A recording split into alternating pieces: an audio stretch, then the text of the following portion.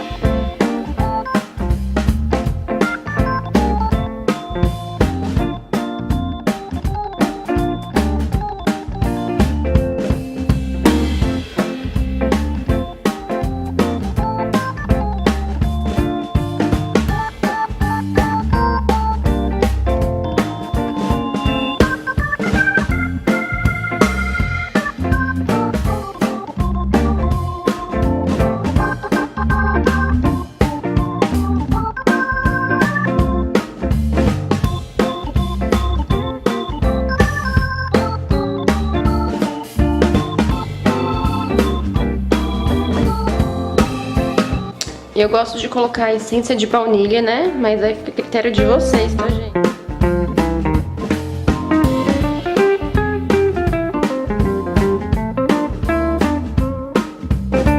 Vou colocar corante rosa. Então esse é corante rosa, alimentício rosa.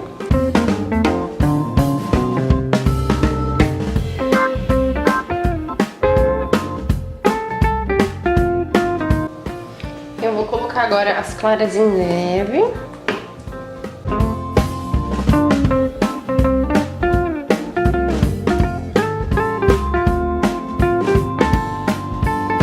Aqui dá uma colher de sopa certinho.